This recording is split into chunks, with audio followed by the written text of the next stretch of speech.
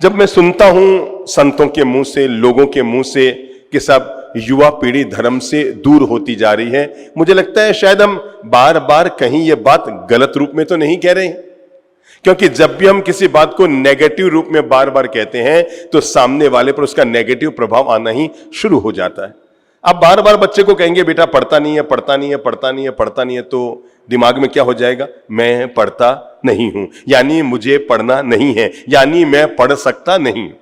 आप बार बार कहते रहेंगे बहू घर में कोई काम नहीं करती, बहू घर में कोई काम नहीं करती, बहू घर में कोई काम नहीं करती, तो बहू के दिमाग में बात घर कर जाएगी, मुझे घर में काम नहीं करना है, क्योंकि मेरी छवि बन गई है कि बहू घर में काम नहीं करती। ठीक इसी तरह है, मैं सब संतों से, सारे धर्म के लोगों से कहा करता हूं, भाई ये बात बार बार मत कहो कि युवा पीढ़ी धर्म से दूर है। सच्चाई तो यह है, युवा पीढ़ी अपने हिसाब से धर्म को जीना चाहती है, धर्म से दूर नहीं है।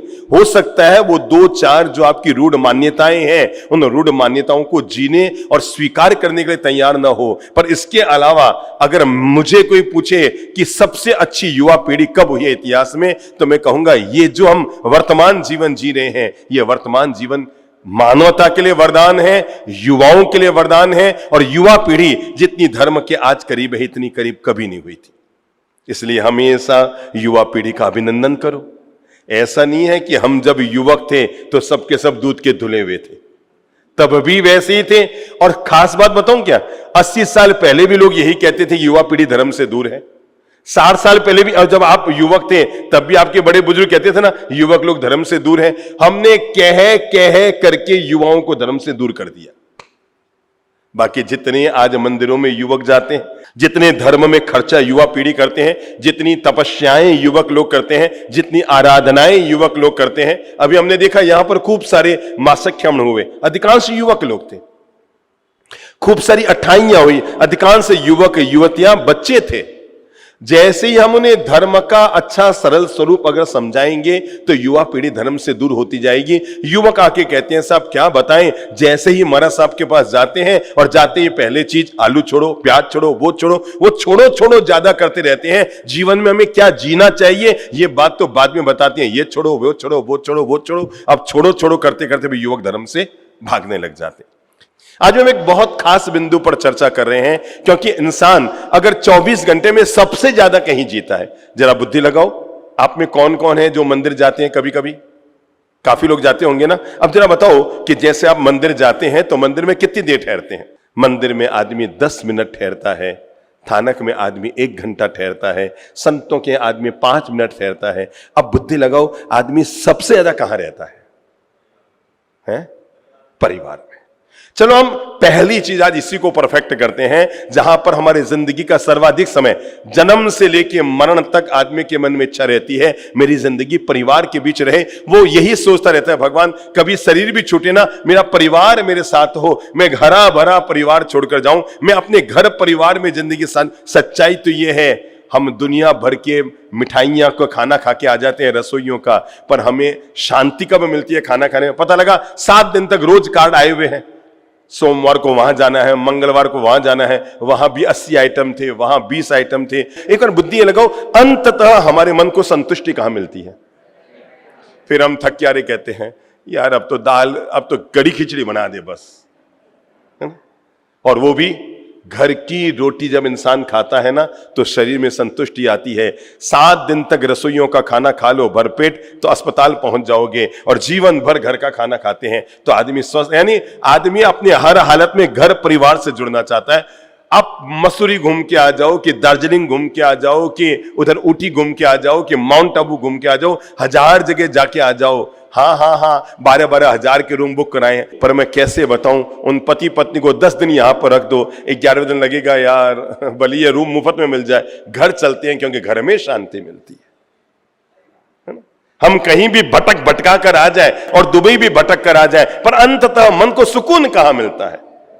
सुख कहीं मिलता होगा, सुविधा कहीं मिलती होगी, पर जो सुकून की जिंदगी होती है ना, सुख से 1000 गुना प्रभावशाली हमारे जीवन के लिए जो चीज होती है उसका नाम सुकून है।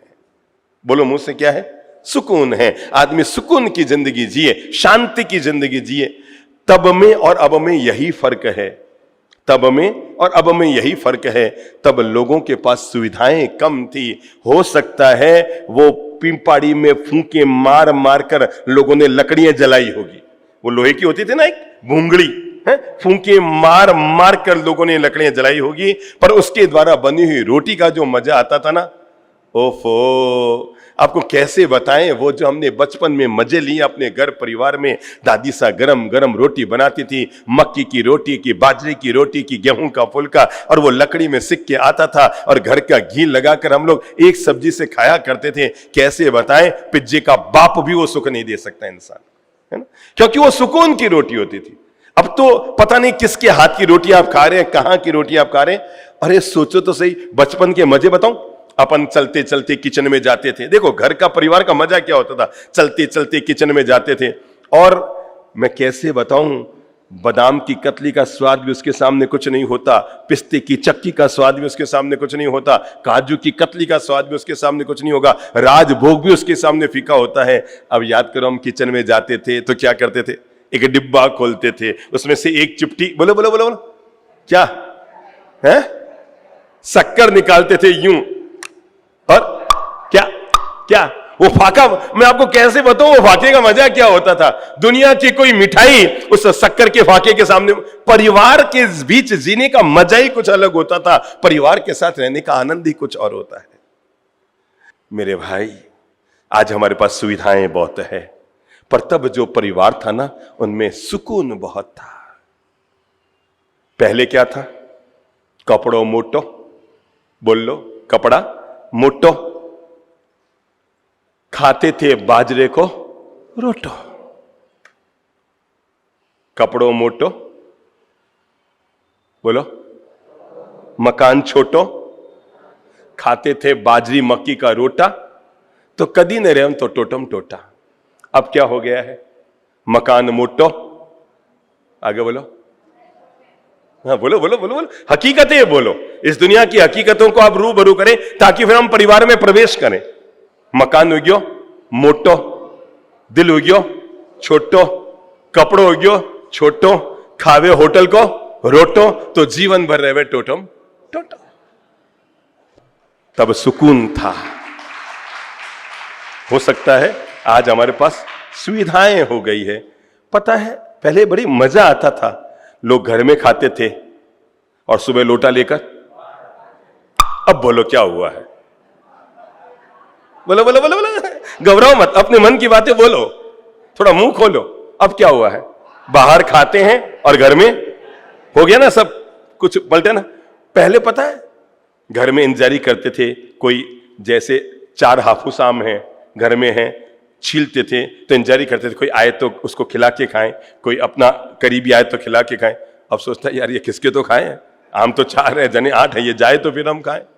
पहले लिखा रहता था घर के बाहर स्वागतम, अब लिखा रहता है अमीर घर के बाहर सावधान, इस घर में।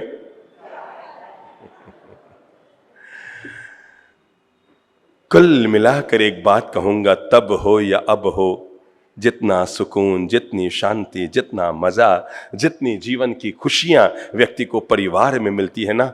देखो भाई, अमेरिका में रहने वाले बीबी बच्चे नहीं समझ पाएंगे कि परिवार के साथ का सुख क्या होता है। जॉब के नाम पर, धन को कमाने के नाम पर जो अपने परिवार परिजनों को छोड़कर निकल गए, उनको पता ही नहीं है कि बूढ़े माँ बाप के साथ रहने का सुख क्या होता है, भाई बहनों के साथ रहने का सुख क्या होता है, अपनों के बीच रहने का सुख क्या होता है। ये वे लोग कहां से जानेंगे जो जिंदगी में अपनों के बीच रहे ही नहीं है। मैं आज खास बात यह करूंगा कि युवा पीढ़ी को अपने परिवार के साथ कैसे सामंजस्य बैठा कर रखना चाहिए। चाहे वो युवतियां हो, बहुएं हों, घर के बड़े हों या घर के बुजुर्ग हों या घर की युवा पीढ़ी हो, ये सभी लोग अगर अपने घर परिवार में एक सामंजस्य बैठा लेते हैं, प्रेम भरा मिठास भरा माहौल बना लेते हैं, तो आराम से साथ जिया जा सकता है। क्योंकि जिसको पता होता है ना साथ का सुख क्या होता है, वो जैसे तैसे भी साथ रहने का सुख पाता है। और जिसके दिमाग में आ जाता है मुझे अलग होना है, देखो मेरे भाई, अलग होने का काम 2 मिनट का है। मन नहीं लगा, मुझे कल अलग होना है। साथ रहने के लिए जीवन भर सैक्रिफाइस करनी पड़ती है और अलग होने के लिए 2 मिनट में केवल तनाव घर में पैदा करना होता है। साथ का सुख अनंत होता है और अलग होने का, साथ रहोगे तो नमक भी सस्ता पड़ेगा और अलग हो गए तो शक्कर भी महंगी पड़ेगी। मैंने कहा परिवार, सप्ताह में 7 वार तो होते ही है ना, सोमवार, मंगलवार, बुधवार, गुरुवार, शुक्रवार, शनिवार और रविवार। इन 7 वारों को अगर सुखी करना है तो एक और वार जिंदगी में सही सलामत होना चाहिए और उसका नाम है परिवार। अगर ये सही है, यहां पर प्रेम है, यहां पर हेतनेय है, आदमी धंधे से दुखी है पर घर में अगर प्रेम मिठास है, मन को सुकून मिल जाता है। बाहर का कोई टेंशन है, कोई सिरपच्ची है, कहीं रुपये डूब गए हैं, पर घर आने पर अगर सब लोग मुस्कुराते हुए मिल जाए, पता लगा बाहर भी रोता झींकता आया और घर में आते ही मम्मी अपनी शिकायत कर रही है, पत्नी अपनी शिकायत कर रही है, बेचारा आदमी उलझ जाता है, मैं माँ की मानूं कि पत्नी की मानूं। और कई बार तो ऐसा लगता है आदमी को थोड़ा और रुक के जाऊं घर, क्योंकि जाते ही वो दोनों तैयार है। मतलब कई बार तो आदमी जानबूझकर बाहर समय इधर उधर भटकता है कि घर जाते ही मां अपनी कहानी कहेगी और बीबी अपनी कहानी कहेगी और परिणाम तनाव पैदा हो जाएगा। होता यह है दरअसल, मां को लगता है बेटा मेरा है और पत्नी को क्या लगता है, पति मेरा है। बुद्धिमान व्यक्ति वो होता है जो इन दोनों में सामंजस्य बैठा लेता है। क्यों होता है घर में तनाव, मैं आपको बताऊं। शादी के पहले लड़का बाहर जाता था तो अपनी अलमारी की चाबी किसको देता था, मां को। और शादी के 3 महीना बाद तो मां के मन में क्या आता है, मेरे बेटे को किसने छीना, पत्नी। देखो आगे बता रहा हूं, शादी के पहले बाहर जाता था लड़का तो 3 बार मम्मी को फोन करता, मम्मी यहां पहुंच गया हूं, मम्मी मैं शाम को वहां पहुंचूंगा, मैं रात को 10 बजे घर आऊंगा, कहता था ना। अब वो शादी के 6 महीने बाद 6 बार फोन किसको कर रहा है, मां को एक भी नहीं ना। तो मां को दिमाग में क्या आएगा, मेरे बेटे को मुझसे किसने छीना। लड़के को विवेक रखना चाहिए। अगर शादी के पहले अपनी अलमारी की चाबी मां को देते थे, ये भूल कभी मत करना कि जाते समय चाबी बीबी के हाथ में पकड़ा दो, क्योंकि उस मां को लगेगा मेरा बेटा मुझसे छीना जा रहा है। हालांकि हो सकता है पत्नी ने आपको कहा ही नहीं है कि चाबी मुझे देना, पर आपने देना शुरू कर दिया उसको खुशियां देने के लिए। आप बेवजह जो खुशियां देने की सोचते हैं ना, इस खुशियों के चक्कर घर में नाखुशी आ जाती है। अगर कोई भी व्यक्ति अपने घर के माहौल को मीठा, मधुर, आनंद भरा, प्रेम भरा, मिठास भरा बनाना चाहता है ना, मैं छोटे छोटे गुर आज आपको देता हूं। इन गुरों को जीवन में जोड़ लीजिए। ये छोटे छोटे गुर आपके घर में प्रेम, मिठास, माहौल घोल देंगे। देखो भी एक बात याद रखना, रिश्ता और मटका, बोलो मुंह से, रिश्ता और मटका, इसका महत्व वे नहीं जानते जो इसको तोड़ते हैं, इसका महत्व वो जानते हैं जो इसे जोड़ते हैं। पता है मटके को बनाने में कितना परिश्रम हुआ और एक कंकर उठा के मटके को फोड़ दिया गया। पता ही नहीं है कि रिश्तों को निभाने के लिए हमारे बड़े बुजुर्गों ने कितने सेक्रीफाइस किए, तब आज हम 3-3 भाई एक साथ रह रहे हैं। हमारे माँ बाप ने कितने सेक्रीफाइस किए। आपने तो 1 मिनट कह दिया हमें नहीं रहना, मुझे नहीं रहना, मैं जा रहा हूं। अगर हम घर में छोटी छोटी बातों को लेकर आपस में दूरियां बनानी शुरू कर देंगे तो मेरी बात बताओ मेरे भाई, मानता हूं कि आपकी भावना का मूल्य है, आपके बेटे की भावना का मूल्य है, आपकी बहू की भावना का मूल्य है, आपकी पत्नी की भावना का मूल्य है, पर क्या इन सब के चक्कर में घर की कोई मर्यादा नहीं होती। मुझे जब भी कोई आके कहते हैं ना, लड़की आके कहती है बाप जी मेरे मम्मी पापा को समझाओ, मुझे लव मैरिज करनी है, लड़का वो है, भले ये मेरे धर्म का नहीं हो तो क्या हुआ। मैंने ऐसे ऐसे किस्से देखे हैं जहां पर लड़कियां मुझे आके समझाती है बाप जी मैंने उसको समझा दिया, वो नॉनवेज छोड़ देगा शादी के बाद। मतलब उससे भी रिश्ता करने के लिए आपके समाज की बेटियां तैयार हो रही है। मुझे कई बार लगता है यार, लड़कियां की मुझे कहती है मेरी भावना का घर में कोई मूल्य नहीं है क्या। मैंने कहा घर में तुम्हारी भावना का मूल्य है कि नहीं, पर घर की मर्यादाओं का कोई मूल्य नहीं है क्या। जो लोग घर की मर्यादाओं को तार तार किया करते हैं वे लोग घर में रहने के काबिल नहीं हुआ करते। मैं तो एक बात कह रहा हूं आजकल कि अगर लड़के लड़की की लव मैरिज की शादी हो ना तो उसमें 2 लोगों के साइन अनिवार्य हो जाए, केवल लड़का लड़की के नहीं, उसके मां बाप के। जिन्होंने 20 साल तक तुम्हें पाल पोस कर बड़ा किया, उसकी इज्जत को 2 मिनट में पानी में उतार कर तुम घर से निकल जाते हो, वे बेवकूफ थे जिन्होंने तुम पर लाखों रुपए खर्च किए। कोई भी व्यक्ति घर की मान मर्यादा और गौरव को अगर जीना चाहता है, मैं छोटे छोटे मंत्र आपको दे रहा हूं, फटाफट 5-5 मिनट में एक एक मंत्र दूंगा और इन मंत्रों को जीवन के साथ जोड़ने की कोशिश कीजिए। हर युवक के लिए मैं पहला मंत्र दे रहा हूं कि अपने घर परिवार में रहते हुए एक बात का जरूर ध्यान रखो, और वह है एक दूसरे की मान मर्यादा का विवेक रखिए। बोल लो मुंह से, एक दूसरे की मान मर्यादा का विवेक रखिए। फिर से बोल लो, एक दूसरे की मान मर्यादा का विवेक रखिए। भूल चूक कर कभी किसी का अपमान मत कीजिए। पहला शब्द दिमाग में लीजिए। आप घर में बड़े हैं, इसका मतलब ये नहीं कि आपको हर बात कहने का हक है, कि चीखने चिल्लाने का हक है, कि हो हल्ला करने का हक है। आप अपनी बात को बहुत शांति और प्रेम से भी कह सकते हैं। आप घर में ज्यादा कमा के ला रहे हैं, इसका मतलब ये नहीं कि आप घर के दादे बन गए हैं। 4 रुपया कमाने से और 4 किताब पढ़ने से कोई व्यक्ति अपने बाप का बाप नहीं हो जाता। क्या बोला मैंने?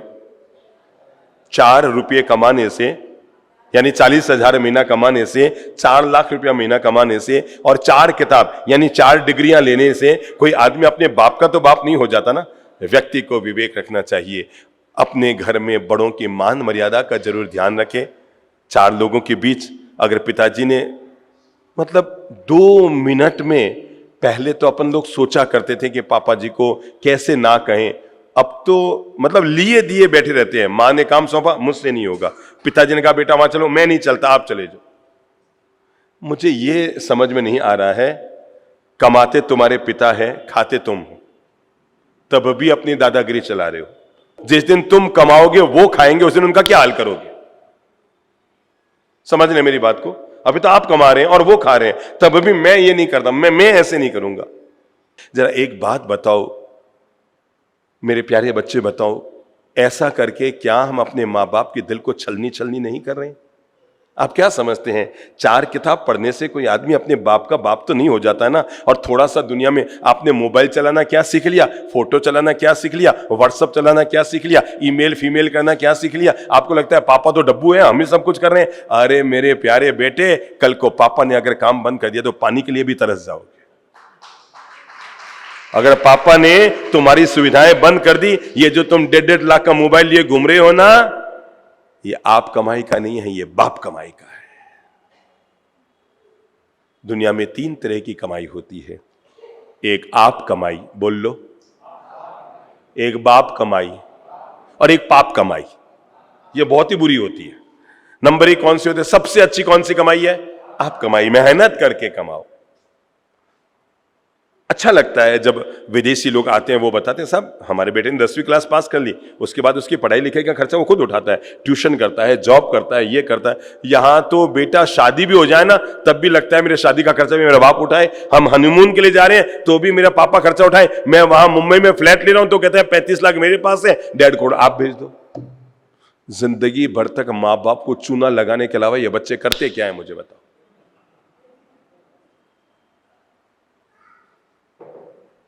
माँ बाप कमाते हैं ना, बाप जब कमाता है, सुनना मेरी बात को ध्यान से, बाप जब कमाता है ना तो सोचता है अपने बच्चों के लिए कुछ कर दूं।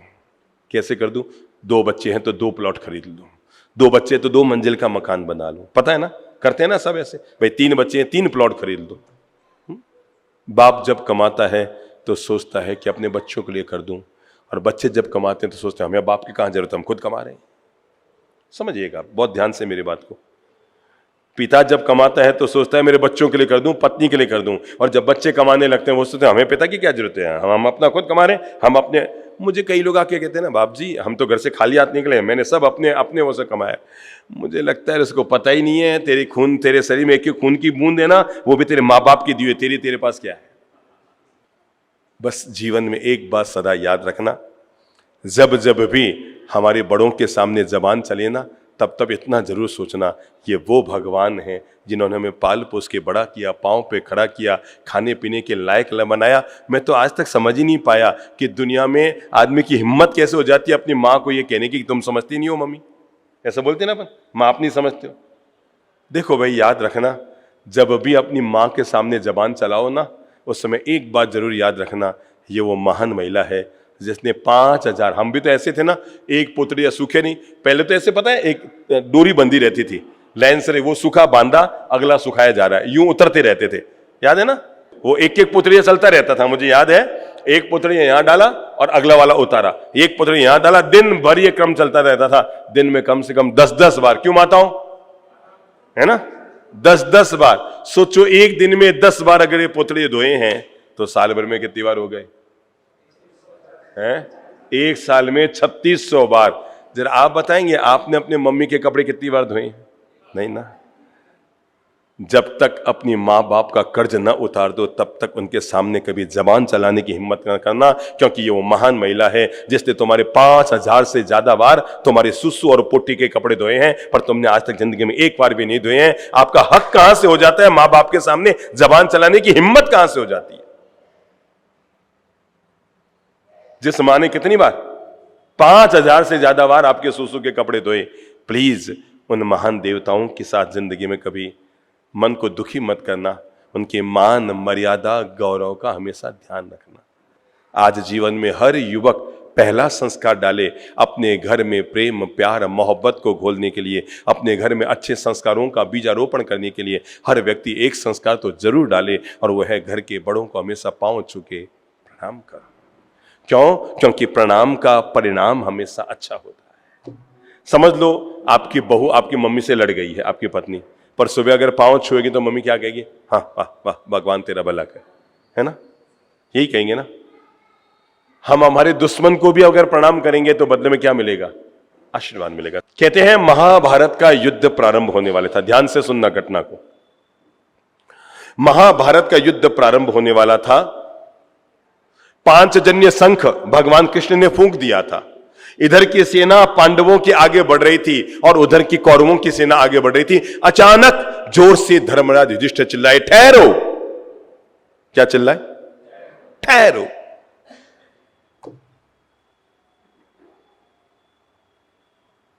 सारे लोग हक्के बक्के रह गए। दुर्योधन को लगा ये तो युद्ध से पहले ही, मुझे लगता है, आत्मसमर्पण करने वाला है। युधिष्ठिर नीचे उतरे अपने रथ से, जूते खोले और सामने सेना की तरफ, किसकी तरफ? कौरवों की सेना की तरफ बिल्कुल निहत थे। एक भी शस्त्र नहीं, एक भी बाण नहीं, पांव में जूते भी नहीं, और हाथ जोड़े हुए यूं जा रहे थे। दुर्योधन ने आसपास वालों से कहा, देखा ये आत्मसमर्पण करने आ रहा है, मुझे पहले ही पता था। अरे ये क्या युद्ध लड़ेंगे? ये लड़ने से पहले ही झुकने के लिए आ रहे हैं। और वो हाथ जोड़े आ रहे थे। तभी पितामह भीष्म ने कहा, मूर्ख, पहले उसको आने तो दे, क्या करता है वो। तो वो आते हैं पितामह भीष्म के रथ के पास, घुटने टिकाते हैं और पितामह भीष्म के चरणों को छूकर प्रणाम करते हैं। और पितामह भीष्म के मुंह से निकलता है, विजयी भव। इतना ही नहीं, वहां पर गुरु द्रोणाचार्य है, वो उनको भी यूं ही प्रणाम करते हैं, वो भी कहते हैं विजयी भव। इतने में ही कृपाचार्य भी वहां है, वो उनको भी घुटने टिका के प्रणाम करते हैं, विजयी भव। दुर्योधन चिल्लाता है, पितामह पहले तो ये निर्णय करो आप सेनापति हमारे हो कि पांडवों के हो? हमारी ओर से सेना का युद्ध लड़ रहे हो और विजयी होने का आशीर्वाद किसको? दुश्मन को दे रहे हो। पितामह भीष्म ने कहा, मूर्ख, जो काम युधिष्ठिर ने किया, अरे मैं नहीं, अगर अब ये युधिष्ठिर शकुनी को जाके भी प्रणाम करेगा ना तो भी उसके मुंह से यही निकलेगा, विजयी भव। मूर्ख, जो काम इसने किया है युधिष्ठिर ने, अगर वही काम तुम करता और युद्ध से पहले जाकर अपने बड़े भाई को प्रणाम करता ना तो युधिष्ठिर के मुंह से भी तेरे लिए यही निकलता, विजयी भव। क्योंकि प्रणाम का परिणाम हमेशा अच्छा होता है। अगर कौन? दुर्योधन भी जाकर किसको? युधिष्ठिर को प्रणाम करता, अपने बड़े भाई को, तो उसके मुंह से भी यही निकलता, विजयी भव। क्यों? क्योंकि प्रणाम का परिणाम हमेशा अच्छा होता है। इसलिए घर में नियम बना लो। पहला, जो घर के बड़े हैं उन्हें प्रणाम करने की आदत जरूर डालो। अरे पहले जमाने में तो पत्नियां अपने पति को भी प्रणाम करती थी। अब दुनिया ऐसी हो गई है, छोटों को सुधारने के लिए खुद को सुधरना पड़ेगा, दूसरों को विनम्र बनाने के लिए खुद को विनम्र बनना पड़ेगा। अब आपकी पत्नियों की ये तो आदत चली गई, प्रणाम कहना और जय जिनेंद्र बोलना, सम्मान से बोलना, ये सब बोलना।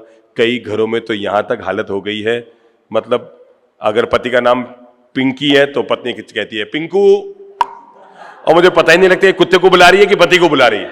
मतलब फर्क तो ये हो जाता है, कुत्ते को बुला रही है कि पति को बुला रही है। अच्छा, फिर कई घरों में क्या हो गया, पहले यहां तक तो चलता था कि पति पत्नी को तुम कहते थे, पर आपको पता ना आजकल पत्नियां भी, देखा होगा ना आपने कई घरों में, क्यों हुई उसकी शुरुआत? सीधी सादी बात मैं ये कर रहा हूं, हर किसी व्यक्ति को अपने घर परिवार के लिए, चाहे वो बड़ा है कि छोटा है या बच्चा है कि युवक है, इस बात का तो जरूर ध्यान रखना चाहिए, मैं अपने कारण घर की मान मर्यादा गौरव को कभी प्रभावित नहीं करूंगा। मैं दुनिया में मुझे सुनने वाले हर कमारे लड़के और लड़की से एक बात जरूर कहूंगा, जिंदगी में प्रेम करो, प्यार करो, मोहब्बत करो, दूसरों को सम्मान दो, पर कभी ऐसा कार्य मत करना कि एक का दिल रखने के लिए दो का दिल दुखाना पड़े। ये पाप जीवन में कभी मत करना। एक का दिल रखने के लिए किनका? दो का दिल। माँ बाप का दिल अगर दुखाना पड़े, प्रेम से काम हो तो जरूर करना, पर माँ बाप के दिल को दुखाकर और जलाकर दुनिया में आज तक कोई सुखी नहीं हो सका। तो हम जीवन का पहला मंत्र अपने जीवन के लिए जोड़कर रखें, और वह हम एक दूसरे के मान मर्यादा का हमेशा ध्यान रखेंगे। कैसे रखें ध्यान? नंबर एक, घर में आदत डाल लो, जब भी बोलो, छोटे बच्चे को भी तुम मत बोलो, हमेशा आप बोलो। अच्छा लगता है, मैं कई घरों में जाता हूं, माँ अपने बेटे को, 12 साल का बेटा है, आप कह के बुलाते, बेटा आप इधर आओ। अच्छा लगता है। इससे होगा क्या? आपको पता है कई घरों में ऐसी भी परंपरा है कि बच्चे माँ को भी तुम बोलते हैं। देखा है ना आपने कई घरों में?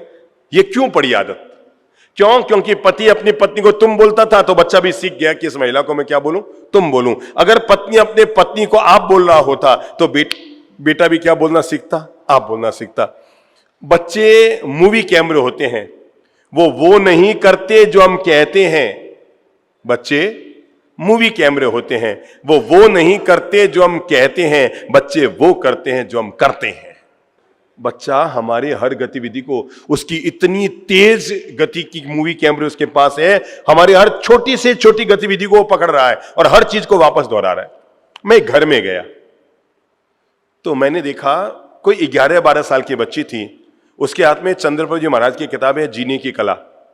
तो मैंने देखा वो बच्ची उनकी किताब को पढ़ रही थी, बड़ा अच्छा लगा। मैंने कहा 11 साल की बच्ची और हमारी किताब को बिल्कुल यूं सीधी कमर होकर अदब से यूं किताब हाथ में लेकर के और चौकी सामने रख के यूं पढ़ रही थी। मुझे लगा यार कहीं ऐसा तो नहीं कि इनको पता लग गया मैं आ रहा हूं, ये नाटक कर रही है? पर वो बिल्कुल यूं तहे दिल से मुझे देखते ही, पधारो गुरुदेव।